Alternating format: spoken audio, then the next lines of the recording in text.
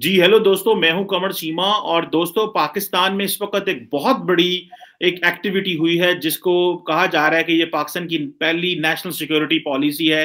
कई लोग तो इस पे तनकीद कर रहे हैं कि ये कैसा मुल्क है कि 75 साल में पहली नेशनल सिक्योरिटी और आज तक नेशनल सिक्योरिटी पॉलिसी क्यों नहीं बन सकी। और दूसरा ये है कि ये वो नेशनल सिक्योरिटी पॉलिसी है जिसमें ऑपोजिशन को इन्वॉल्व नहीं किया गया। Opposition as a stakeholder उसने इसमें अपने पॉइंट ऑफ व्यू नहीं दिया, और कहा जाता है कि सूबों से भी उस तरह इनपुट नहीं लेगी, डिफरेंट स्टेक होल्डर से इनपुट नहीं लेगी। एनी हो, इस पे बात करते हैं। मेरे साथ मौजूद है साजिद तारड़ साहब। आप इनको बड़े अच्छे से जानते हैं, अपना एक बड़ा प्रोग्रेसिव और एक इंटरनेशनल व्यू रखते हैं। तारड़ साहब, आपके सबसे पहले तो आपके वक्त का बहुत शुक्रिया sir. My pleasure, thank you Cheema साहब, थैंक यू।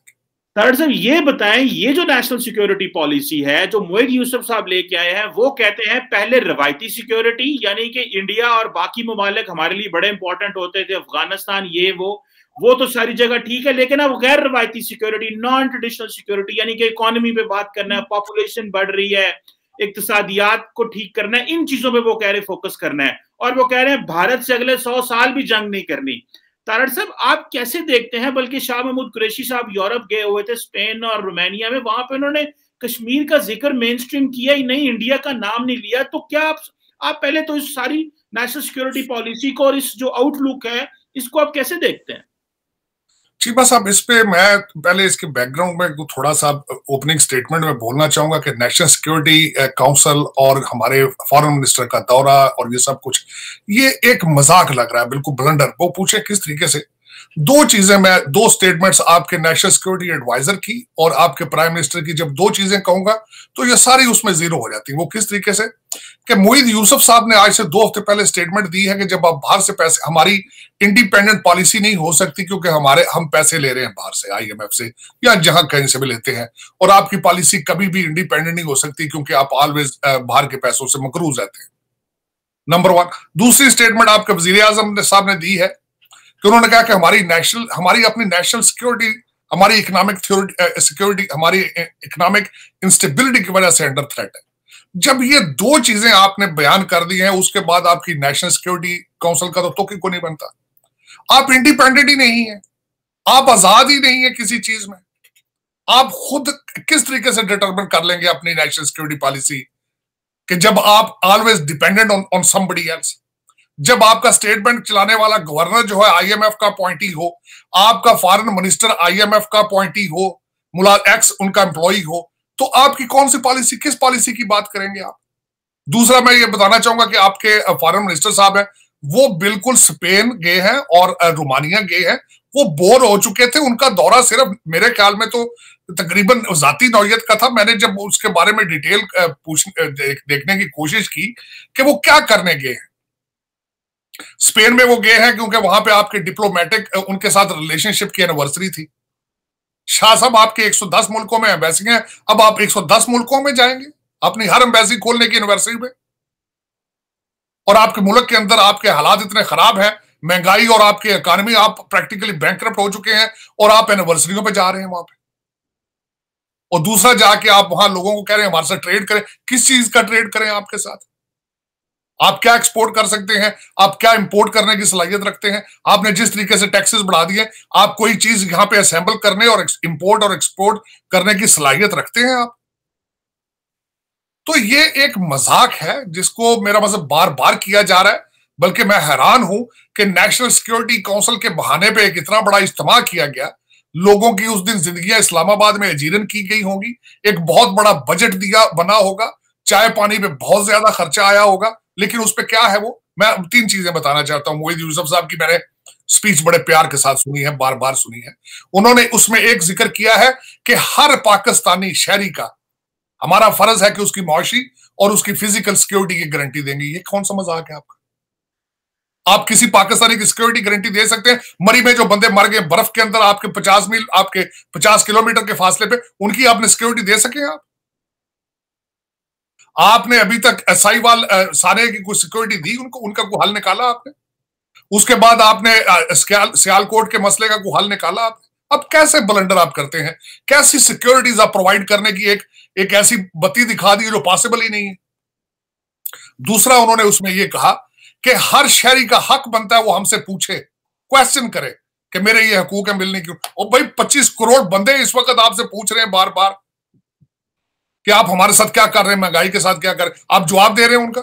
कंसेंसस के बारे में आपने बात की है, किसी अपोजिशन पार्टी के एक बंदे, ये बल्कि मैं हैरान हूं, ये बात आप इन्होंने डिस्क्लोज तो आज की है, लेकिन इन्होंने अपने सलीम साफी साहब के प्रोग्राम जिरगा में उन्होंने भी एक क्वेश्चन उठाया था कि आप अपोजिशन पार्टी के कंसेंसस साथ नहीं है, आपके साथ इस नेशनल सिक्योरिटी पॉलिसी के ऊपर कौन कौन से लोग आपके साथ इस पेज पे मौजूद है, उनके पास कोई जवाब मौजूद नहीं था।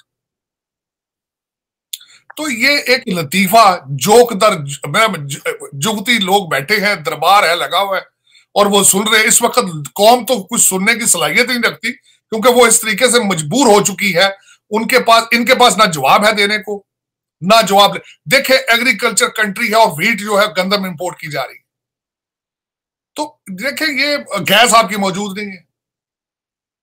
किस चीज का कोई एक सिंगल डिपार्टमेंट आप बता दें कि ये डिपार्टमेंट हमें रेस्क्यू करेगा, ये हमने ये परफॉर्म किया है 3 साल के दौरे में। मैं यहां पे एक जरूर बात कहूंगा, मैं ये कहता, मैं पहले कहता था कहतुल रजाल है, लेकिन ऐसी बात नहीं है, कई लोग हैं ऐसे। अभी जो रिसेंट इस वक्त परवेज खटक साहब ने क्वेश्चन किया, हालांकि वो बैकफुट पे चले गए, कभी कहते हैं मैं सिगरेट पीने गया था, कभी किसी मिनिस्टर ने कहा वो चाय पीने बाहर गए थे। हालांकि इस तरह कैबिनेट की मीटिंग से उठ के चाय सिगरेट को नहीं बाहर पीने जाता, लेकिन वहां पे हंगामा हुआ। और मैं एक बात में बड़ा खुश हूं, मैं समझता था कि कोई किसी नूर आलम साहब ने एक बात मुझे मेरे कलेजे को लगी। उन्होंने कहा जो फ्रंट 3 सीटों पे लोग बैठे हैं उनके नाम ECL में डाले जाए। मैं उनको सलूट करता हूं उनकी इस बात पे। पाकिस्तान का सोल्यूशन ही है, लेकिन वो मर्दे मोमन पता नहीं कहां से आएगा जो अगली 3 सीटों के नाम ECL में डाल के कहेगा। इनको हल मौजूद है। अगले दिन आपके एक मिनिस्टर ने कहा काश हम भी सऊदी अरेबिया की तरह होते, पैसे निकलवा लेते। तो काश आपको रोका किसने? काश आपको किसने रोका है? काश आप कैबिनेट का हिस्सा हैं, काश आप ये वादे करके आए थे, काश यही आपका मैंडेट था, और आप कहते काश हम सऊदी अरेबिया की तरह होते। तो इन्हें मसाइल का पता है चीमा साहब, इनको सब पता है जो पक रहा है बाहर, इनको सब पता है यूरिया नहीं मिल रही, इनको सब पता है बिजली नहीं मिल रही। लेकिन बात यह है कि ये वन वे टिकटों वाले लोग हैं, आधे तो फॉरेन नेशनल है। पाकिस्तान में मरने वाला पाकिस्तानी जिस दिन आएगा वो इसका हल निकाल लेगा। लेकिन ये कि वो अभी तक मैं अफसोस के साथ के 74 सालों में मुझे नजर नहीं आ रहा। मैंने आपको कई दफा कहा कि मैं आई विश कि I can have a debate with somebody कि 1940 से लेकर आज तक हमारे साथ हमने कैसे कैसे लोगों के मजाक बर्दाश्त किए हैं, लोगों ने क्या क्या नहीं किया, और वही आज भी कर रहे हैं। नूर आलम साहब ने बड़ा अच्छा उन्होंने डिफाइन किया। मैं बल्कि उसके बाद फिर दोबारा वो जिरगा में गए हैं नूर आलम साहब, और उन्होंने फिर वहां जाके भी इस तरह की बातें उन्होंने की हैं। उन्होंने कहा है कि जिस तरीके से, बल्कि आपके अब तो कई लोग निकल रहे हैं बाहर, जिस तरह जवाद साहब ने पिछले दिनों, जो बहुत बड़े PTI के फाउंडर थे, उन्होंने जिस तरीके से कहा है कि मैं लिस्ट प्रिपेयर कर रहा हूं कि कौन कौन से मिनिस्टर अरबपति बन गए हैं, वो लिस्ट बना रहे हैं, वो भी अब देखें। मेरा मकसद है कि इसमें एक 2 चीजें खासकर, एक ऐसी पार्टी जिसका नाम ही तहरीक इंसाफ था और उसके अंदर इंसाफ नाम की कोई चीज नहीं है। खान साहब ने अपनी पार्टी के अंदर इलेक्शन बड़े अरसे से नहीं कराया जिस तरह दूसरी पार्टियां नहीं कराती, और खान साहब ने भी बिल्कुल वही रवश रखी है कि ऐसे लोगों को पिक किया जाए जो बोलने की सलाहियत न रखते हो, जिस तरह वसीम अकरम साहब हैं, जिस तरह आजाद कश्मीर के सदर हैं, जिस तरह दूसरे लोगों को जो बोले ना, जो दरबारी बन के बैठे रहे और खान साहब बनी गाला से ऑपरेट करें। मेरा मकसद है ये वो पार्टी है जिसका नाम तहरीक इंसाफ है और तब्दीली का नारा लगा कर आई थी, ये वो पार्टी।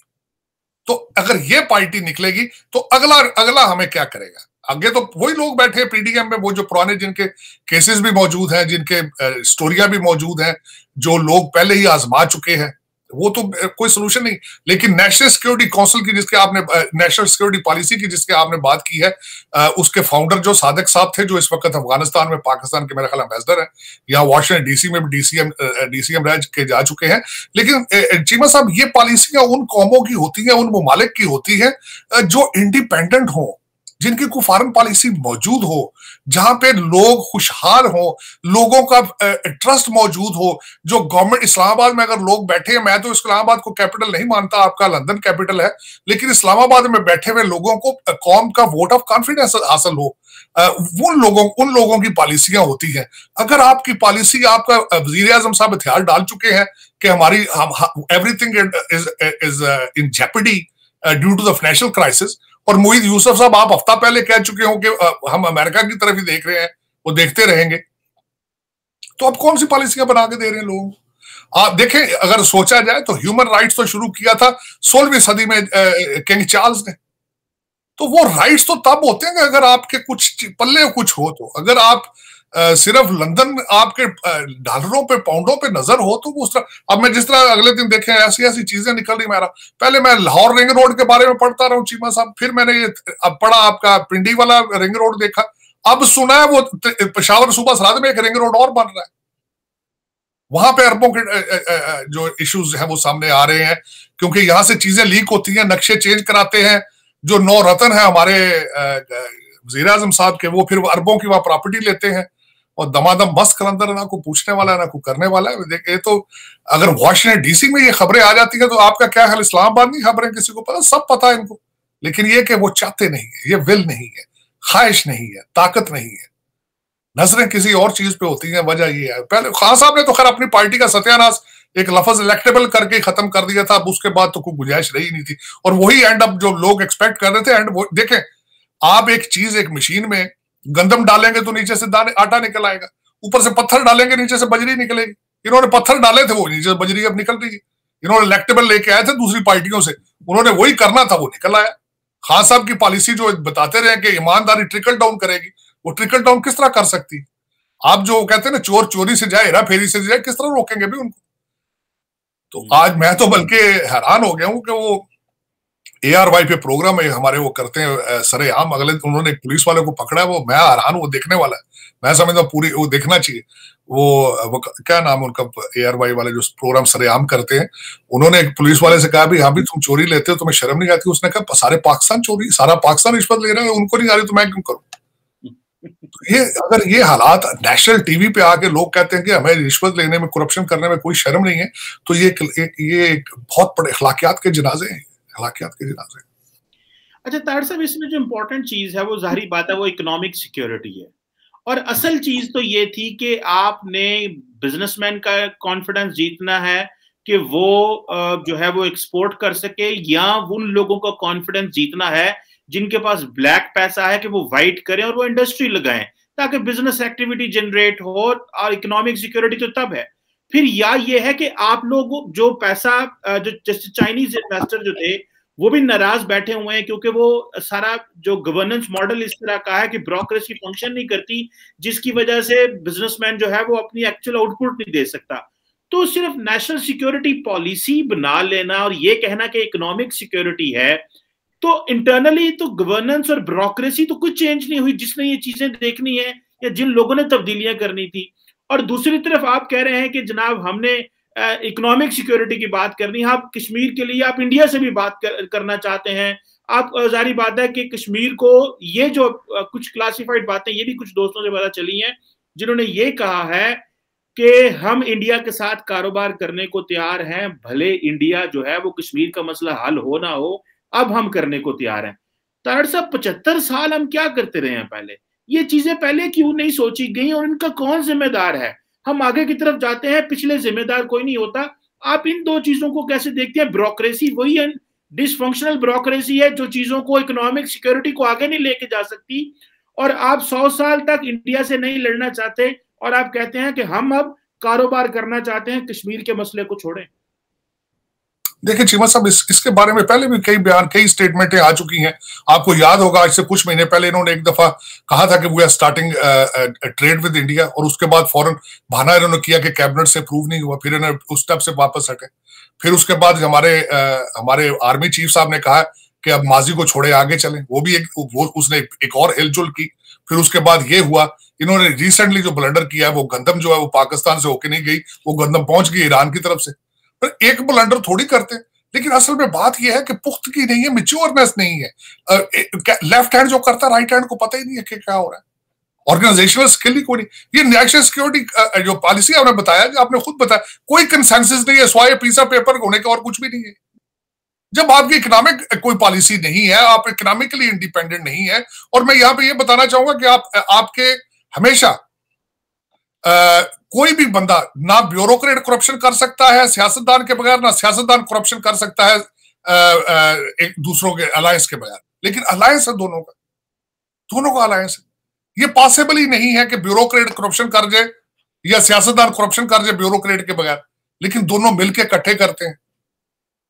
और उसमें सबसे बड़ी मैंने ये बात की थी कि इन्होंने ऐसा टाइम जाया किया, कहते हैं आप 74 साल के बाद, अभी भी जरूरत कोई नहीं थी क्योंकि आप इंडिपेंडेंट ही नहीं है। आप तो डॉलर बेस है, जहां से पैसे आते हैं आप उस साइड पे वो पॉलिसी वो आपके टिल्ट हो जाता है फॉरेन उस साइड पे। आप देखें ना, अब मैं बल्कि आपको 3 साल की फॉरेन पॉलिसी बताता हूँ। खान साहब आए यूनाइटेड नेशंस में, स्पीच करके गए, उन्होंने जाते ही वापस कहा जी कि मैं बन गया हूँ, मैंने मैच जीत के आया हूँ, टेस्ट मैच। और जाते ही उन्होंने मेरा मकसद ट्रंप होता रहा। फिर उन्होंने कहा जी कि हम इस्लामोफोबिया का नारा मारा। इन्होंने कहा जी हम टर्की मलेशिया के साथ मिलकर टीवी बनाएंगे। सऊदी अरेबिया ने फौरन आपसे पैसे मांगे, आपने चाइना से पैसे लेके वापस कर दिए। फिर उसके बाद आपने मोहित यूसुफ साहब को इंडिया नहीं भेजा, आपने कहा नहीं, बल्कि फौरन बाद आपने जो ट्रेड की बात हुई थी उसके बाद ये बात हुई, फिर आपने उससे ही यूटर्न लिया। फिर आपका एक्सपोज किया जब वेंडी शर्मन आई, उससे पहले CNN का आर्टिकल था कि वो अमेरिकन आपकी एयर स्पेस मुसलसल यूज कर रहे हैं। मेरा मतलब आपका कोई उस पर कोई रिएक्शन नहीं आपका है। फिर वेंडी शर्मन आई, वो आपको धमकियां देके गई। उसके बाद आपने अफगानिस्तान का जश्न मनाया, झंडे आपने इस्लामाबाद में लगा दिए तालिबान के। अब वो आपकी बाड़े उठाड़ के फेंक गए, अब वो आपके साथ वो आपको ब्लैकमेल कर रहे हैं। अब बल्कि नेशनल सिक्योरिटी के हवाले से, पॉलिसी के हवाले से देखें, और इन्होंने मजाक क्या किया उस स्पीच में अपने मोहित यूसुफ साहब ने। उन्होंने कहा जी बड़े बड़े ममालिक नेशनल सिक्योरिटी को अपनी जो है ना वो लोगों को नहीं बताते, हम अवाम को कहते बता रहे हैं, अवाम को बता रहे हैं नेशनल सिक्योरिटी पॉलिसी क्या है। आप मुझे ये बताएं, TLP के साथ जो मुआहदा किया वो तो अभी आपने पब्लिक नहीं किया। आप क्या पब्लिक कर रहे हैं अभी? और पब्लिक आपको सुनना चाहती है, आपके उस डॉक्यूमेंट को देखना चाहती है। पब्लिक के पास खाने को कुछ नहीं है।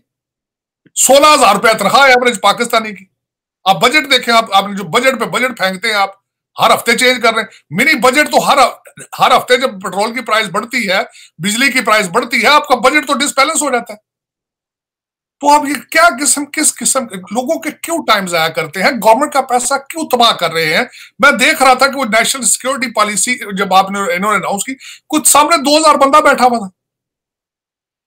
तो क्यों उनको बिठा के सारे गवर्नमेंट का टाइम जाया कर रहे हैं?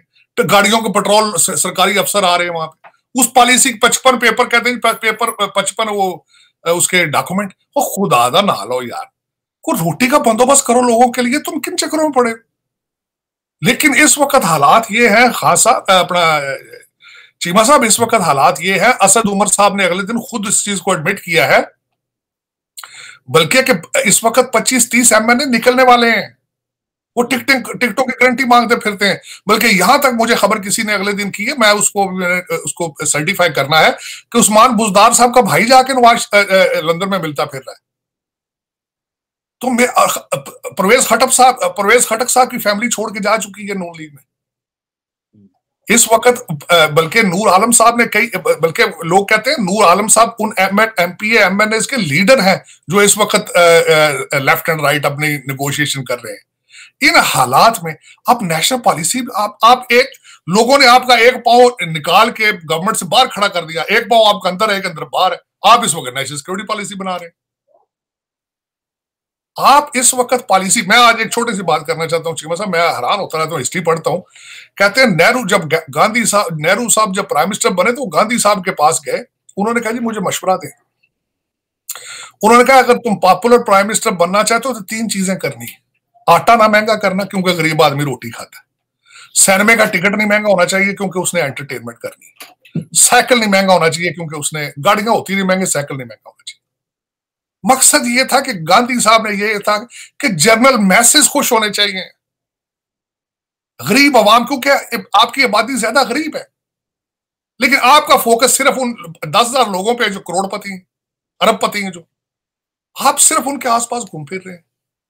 आपके MNA, आपके MPA चीख चीख के कह रहे हैं यार हमारे हलकों में हालात खराब हैं, हमारे हलकों में हालात खराब हैं, खुदा का नाम है कुछ करो। लेकिन ये वो कहते नहीं जी अभी सस्ता तरीन मुल्क है, अभी तक कुछ नहीं है, हम बिल्कुल ठीक ठाक है, इकानमी कहते जहाज पे चढ़ गई है और हम इधर जा रहे हैं, हम उधर जा रहे हैं। मेरे बातें सुनो तो मैं हैरान तरीन, अभी भी मैं खान साहब की बातें सुनता हूँ तो मैं कहता हूँ किस तरीके से ये रियलिटी से दूर है। मैं यहाँ पे एक छोटा सा एक बात मेंशन करना चाहूंगा, जो जवाद साहब जो इनके लीडर थे, वो जो PTI के फाउंडर थे, उनका मैंने इंटरव्यू सुना। उन्होंने कहा जी कि खान साहब वो बिल्कुल दरबार लगाते हैं, कोई बंदा किसी से तनकीद सुनना पसंद ही नहीं करते, कहते मैंने तनकीद की, और उनकी तनकीद का मैं हैरान हो गया कि how such a wise person, क्योंकि नेवी के कमांडर रहे हैं वो।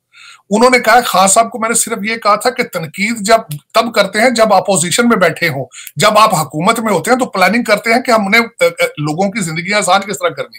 कहते मेरी 20-25 लोगों के सामने ना सिर्फ बेइज्जती की गई बल्कि मुझे निकाल दिया गया पार्टी से, और कि तनकीद पसंद ही नहीं। और ये मैं वैसे एक जाती तौर पर चीमा साहब, क्योंकि मैं पॉलिटिकल वर्कर हूं, ये एक इंटरनेशनल फिनोमेना है। जो लोग आपके साथ पहले फाउंडर होते हैं, मारे खाते हैं, जब इलेक्शन होता है आप उनके चेहरे नहीं देखना पसंद करते, नए स्पेशल इंटरेस्ट के लोग आपके पास आ जाते हैं, वही आपके दरबारी बन जाते हैं, वो सारा दिन तालियां बजाते हैं जी, लोग आपके गीत गा रहे हैं, लोग आपके बुत बना बना के रख रहे हैं, आप तो मुगले आजम हैं, वो आपकी झलकी देखने के लिए बेताब है, 5 करोड़ लोग हैं मरते फिर रहे हैं, ये देखें आपके। वो मेरा मकसद है, वो पटवारियों को कह गया कि लोग इकट्ठे करते हैं, फ्री बसों पे बिठा बिठा के बिरयानी के जलसे कराते हैं, और ऊपर जाके बंदा जो सियासतदान है वो समझता है देखो मैं कितना पॉपुलर। और दूसरी कसर जो ब्यूरोक्रेट अपने ब्यूरोक्रेट मर्जी के रखते हैं, वो दूसरी कसर वो खुशामदियों की लहर आगे ना वो स्टेजेस बन जाती है, एक स्टेज हटती है तो दूसरी खुशामदी आ जाती, दूसरे तीसरे, और यही वजह बनती है कि बंदे के लिए गिरता है बंदा इसमें। खान साहब पहले तो कहते रहे ना जी कि वो कि कुत्ता दरिया के किनारे में भी हुआ तो मैं जिम्मेदार हूं, अब खान साहब कहते हैं कुत्ता इथे लैंड की गया सी। बिल्कुल सही कह रहे हैं। अच्छा तारड़ साहब, इसमें जो आप, जारी बात है, आप जिस चीज को फोकस कर रहे हैं वो तो इंटरनल चीजों को स्ट्रेंथन करने की जरूरत है। आपने एक बड़ा रेफरेंस दिया है टीएलपी का। टीएलपी जो है वो बेसिकली उन्होंने आपकी सारी नेशनल सिक्योरिटी तो तबाह करके रख दी। हमें तो जो खतरा है वो एक्सटर्नली नहीं, वो तो इंटरनली था। इंटरनली आपकी इकोनॉमी अगर खराब हो जाती है तो आप पॉपुलेशन एक्सप्लोजन है। और दूसरा आप देखें ना कि पाकिस्तान में तारड़ साहब कभी किसी वजीर ने इस पे बात नहीं की, या कभी किसी हुकूमती अहदेदार ने बात नहीं की कि ये जो पॉपुलेशन एक्सप्लोजन है 2045 तक, पंजाब के पॉपुलेशन मिनिस्टर हाशिम डोगर साहब आई थिंक कह रहे थे कि 2045 तक पंजाब की पॉपुलेशन 25 करोड़ हो जानी है। यानी कि सिर्फ आज से 22 साल बाद, 23 साल बाद पंजाब की पॉपुलेशन 25 करोड़, यानी कि जितनी पाकिस्तान की आबादी है इतनी पंजाब की आबादी हो जानी है। ये जो इंटरनल चैलेंजेस है, फॉर एग्जांपल टीएलपी को इन्होंने डिस्कस ही नहीं किया कि टीएलपी को कैसे वहां सरेंडर डॉक्यूमेंट साइन कर लेते हैं। जो पॉपुलेशन एक्सप्लोजन है उसके ऊपर कोई बात कोई नहीं है, ना कोई प्लानिंग है, ना मौलवियों से बात करते हैं। हर बंदा कह रहा है कि हम जितने बच्चे पैदा करेंगे हम इस्लाम की खिदमत करेंगे, और इससे जो है वो उम्मत बढ़ रही है, मुसलमानों की उम्मत बढ़ रही है, और ये हमारा जो है वो फ्रीजा है, बच्चे ज्यादा पैदा हो ताकि हम दुनिया में हमारा मुसलमान जो है, हम समझते हैं कि हमने जो नॉन मुस्लिम वर्ड है उसको आउट नंबर करना है आबादी बढ़ा के। यानी कि ये जो इस तरह की प्लानिंग है, ये तो अवाम के साथ वो बातें करने वाली थी। गिलगित बल्तिस्तान का तारड़ साहब स्टेटस कोई नहीं है वहां पे इस वक्त, वो बेचारे अपना नेशनल असेंबली का मेंबर इलेक्ट नहीं कर सकते, उनकी कोई जो प्रोविंशियल असेंबली है लूली लंगड़ी होती है। असल तो जिन लोगों को एम्पावर करना था उन लोगों को एम्पावर करने की जरूरत थी। टीएलपी जैसे जो ग्रुप्स थे, जो मिलिटेंट ग्रुप्स थे, उन तक जो है उनको ठिकाने लगाने की जरूरत थी। ये प्लान कर रहे हैं कि उनके साथ आइंदा उनको मेन स्ट्रीम कैसे करना है, अपने पुलिस वाले मरवा लिए हैं उनसे, और बात भी नहीं करते। तो असल तो मैस अंदर है। तो ये जो आप बात कर रहे हैं, इनका तो इसमें तो कोई ख्याल ही नहीं, इनको तो पता ही नहीं है कि पॉपुलेशन पे बात करनी है, गिलगित बल्तिस्तान के लोगों को राइट्स देने हैं। कश्मीर का आप जाके इंफ्रास्ट्रक्चर देखें, आजाद कश्मीर का इंफ्रास्ट्रक्चर जाके देखें, वहां पे 3G इंटरनेट नहीं चलता। हम मकबूजा कश्मीर को तो क्रिटिसाइज करते हैं, लेकिन हमारे यहां भी तो नहीं चलता, उसका भी कोई। सो राइट्स की असल जंग तो सर राइट्स की है, और ऑलरेडी अपनी रिट एस्टैब्लिश करने की जंग है। चीमा साहब, इस वक्त खतरे की घंटी जो बज रही है वो जमहूरियत आपके मौलाना फजलुर रहमान साहब ने एक जलसा किया है, और आपका अगला इलेक्शन हजारा का जो आ रहा है वहां पे केपीके में, हजारे के लोग चौक दर चौक उनकी पार्टी में जा रहे हैं। आपके पीटीआई के लोग भी उनके साथ बातें कर रहे हैं। और उस सबसे बड़ी बात यह है, हमारे इमरान रिजवी साहब को, हम सारे इमरान नियाजी साहब, इन्होंने खासकर वो ऑलमोस्ट इमरान रिजवी साहब भी इनको होना चाहिए क्योंकि वो बड़े पॉपुलर थे, लेकिन ये कि इन्होंने जो टीएलपी के साथ देखे ना सीटें अलाइनमेंट करने, ये अब देखें पेशावर से शुरू होकर अब पंजाब में आना है सारा कुछ का। असल में इनको एजेंसियों की रिपोर्टें हैं कि बरेलवी, जो मैंने अगले दिन एक ये भी पढ़ रहा था कि पहले ये बरेलवी मुख्तलिफ पार्टियों के पीछे लगे हुए थे, कुछ पीएस पार्टी में थे, कुछ और पीएस पार्टी खत्म हुई पंजाब में, तो वो बिल्कुल उनको सबसे पहले जो एक झंडे के नीचे लाए थे वो रिजवी साहब लेकर आए थे। अब इस वक्त इनकी एजेंसियों की रिपोर्टें हैं कि वो एक वोट बैंक है, उसको कैप्चर करना चाहिए, वो किस पार्टी ने करना है। पहले कुछ वो बरेलवी जो थे वो मसलक के लोग पीएस पार्टी में थे, कुछ नून लीग में थे, कुछ बटे हुए थे, उनको एक झंडे के नीचे लेके आए रिजवी साहब। आज इस वक्त खास पीटीआई उनको देखती है कि ये हमारे लिए एक वोट बैंक का हिस्सा बन सकते हैं, इसीलिए इन्होंने उनके साथ कंप्रोमाइज किया है, इसीलिए ये सोचा जा रहा है उनके साथ सीट आगे एडजस्टमेंट की जाएगी। लेकिन ये खतरे की घंटियां सारी। अगर तो आपने टीएलपी को लाना है ठीक है, लेकिन या तो उनकी पहले पॉलिटिकल ग्रूमिंग करें, उनको बताएं कि यार ये पॉलिटिकल प्रोसेस क्या होता है, आगे हमने एक्सट्रीमिज्म की तरफ नहीं जाना। अगर आप आना चाहते हो तो इस तरह देखें, जमात इस्लामी को मैंने बड़े करीबी देखा गौर से, लोग उनके जलसे में जाके चले जाना पसंद करते हैं, वोट देना उनको पसंद नहीं करते। लेकिन तरीके टीएलपी, इनको लोग वोट भी दे रहे हैं, चाहे वो तीसरे नंबर पे आए इलेक्शनों में, चाहे चौथे नंबर पे आए, और ये देख रहे हैं ये लोग। और उसमें अब आने वाला जो है, खैर अब देखें आने वाला पाकिस्तान किस रुख जाता है, लेकिन अभी तक लोग भी कंफ्यूज है और आपकी जो डिसीजन मेकर है वो भी कंफ्यूज है। और हर दूसरे महीने, मैं खैर बचपन से तो सुन रहा हूं कि पाकिस्तान बड़े नाजुक दौर से गुजर रहा है, पाकिस्तान तो मेरे ख्याल 74 साल ही नाजुक दौर में रहा है, लेकिन इस वक्त जो लग रहा है, कभी वो कह देता है मार्च में होना है, अप्रैल में होना है, लेकिन एक बात थी ना, एक बात इस वक्त क्लियर आई है कि एक इंपॉर्टेंट बंदे के ट्रांसफर होना इस्लामाबाद से, इनको पीटीआई की गवर्नमेंट उसमें जो है उसमें ऑलमोस्ट गिरने को फिर रही है। एक बंदा यहां से निकल के पेशावर ट्रांसफर हुआ है और सारी पीटीआई की गवर्नमेंट जो है वो शैटर्ड हो गई। देखे ना, वो मौलाना साहब बार बार, फजलुर रहमान साहब कह रहे हैं कि एक ताकतवर तबके ने थोड़ा सा हाथ पीछे किया तो निकल गया हर चीज। इस पे दो इशारे जाते हैं। इसका मतलब ये है कि जो 2018 का इलेक्शन था वो भी ठीक नहीं था, एक, और दूसरा इशारा ये जाता है कि आगे वही अदारा अगर थोड़ा सा न्यूट्रल हुआ तो फिर क्लीन स्वीप होने वाली है पूरे पंजाब में भी और दूसरे मुल्कों में। तो ये तो आपके एक पॉलिटिकल इंस्टीट्यूशन के ऊपर एक बड़ा शाक है कि सिर्फ एक अदारा है वही आपके सारे डिसीजन करता कराता है। ये बहुत बड़ा क्वेश्चन मार्क है। मौलाना फजलुर रहमान साहब ने ये बात ओपन जलसे में करके मैं समझता हूँ बहुत बड़ा एक सवालिया निशान खड़ा कर दिया इंटरनेशनल इंस्टीट्यूशंस के लिए, पाकिस्तानियों के लिए और दूसरे लोगों के लिए जो डील कर रहे हैं। और इन हालात में मैं समझता हूँ फॉरेन पॉलिसी, चीमा साहब मैं हमेशा ये देखता रहता हूँ अमेरिका के अंदर भी फॉरेन पॉलिसी आपकी तब वाजे करते हैं जब आपको दो चीजें हासिल हो, आपको वोट ऑफ कॉन्फिडेंस हासिल हो, आपको पॉपुलर जनरल मैसेज की सपोर्ट हासिल हो मुल्क के अंदर, और दूसरा इकोनॉमिकली आप स्ट्रांग हो, तब आप बाहर सोचते हैं। जब घर के अंदर खाने को कुछ ना हो तो आप पड़ोसी के बारे में, गली के बारे में फैसले नहीं करते, आप क्योंकि सलाहियत नहीं होती। अगर आप गली में खड़े भी होंगे जाके तो लोग आपकी बात को सुनेंगे नहीं, क्योंकि एक तो आप पॉपुलर वोट हासिल नहीं होता घर के अंदर, और दूसरा ये होता है कि उनको पता होता है कि आप फाइनेंशियली कमजोर हैं। अगर आप उनसे मरासम बनाना भी चाहे तो वो क्यों बढ़ाएंगे आपके साथ, क्योंकि आपका हर वक्त आप उनके पास कुछ ना कुछ मांगने के लिए खड़े होते हैं। तो इस वक्त आपके हालात यही हैं, कभी चाइना के पीछे, कभी सऊदी अरेबिया, कभी IMF।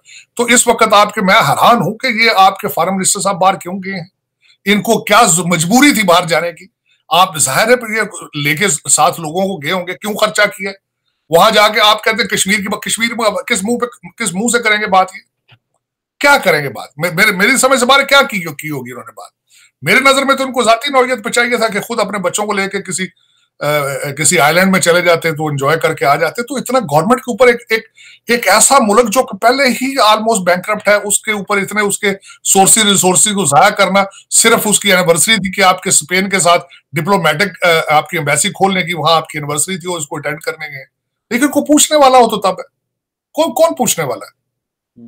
रियासत मदीना तो चीमा साहब सिर्फ आपके लिए और मेरे लिए है, या जनरल मैसेज बेचारे फड़क रहे मर रहे हैं जो उनके लिए, या हजरत उमर की मिसालें तो सिर्फ आपके लिए ना, अपने लिए तो नहीं। खान साहब ने, मैं बल्कि देखा, मैं देखता रहा हूँ, कुरैशी साहब ने सूट माशाल्लाह बहुत अच्छा पहना था, कोई फॉरेन स्टिचेस थी, इंग्लैंड की या इटालियन थी, वो रियासत मदीना के फॉरेन मिनिस्टर नहीं लग रहे थे, वो बड़े शाज बेशाज और बड़े महंगे सूट में बैठे हुए थे और बातें कर रहे थे, एंजॉय कर रहे थे। लेकिन ये कि अफसोस कि नहीं होना चाहिए था। ये आपकी पॉलिसी भी मजाक है और उनका दौरा भी मजाक है, ये तब तक ठीक नहीं होगा। देखें, नूर आलम साहब ने कह दिया ना, सोल्यूशन उन्होंने बताया पूरी असेंबली के सामने, उन्होंने कहा इन बंदों को ECL में डालो, आप ठीक हो जाओगे। देखिए देखिए उन्होंने हल तो बताया जी, और मैं बार बार ये कह रहा हूं कि हल मौजूद है, हल अगर को करना चाहे तो, लेकिन विल नहीं है उसमें, क्योंकि सारे इस हमाम में नंगे हैं, सारे करप्शन के अलायंस में सब इकट्ठे हैं। बिल्कुल ऐसी है। Thank you very much Tarar साहब। इनफैक्ट असल चीज तो ये है कि अगर हम ये समझ लें कि जो हम कर रहे हैं ये नाकाफी है, और असल में अपनी अकाउंटेबिलिटी करने की जरूरत है, तनकीद बर्दाश्त करने की जरूरत है, और खुदारा काम करें। ये डॉक्यूमेंट बना के तो हम तंग आ गए हैं, और ये बड़े डॉक्यूमेंट देख लिए। Thank you very much Tarar साहब, आपका बहुत शुक्रिया। थैंक यू चीमा साहब, पाकिस्तान जिंदाबाद। Thank you.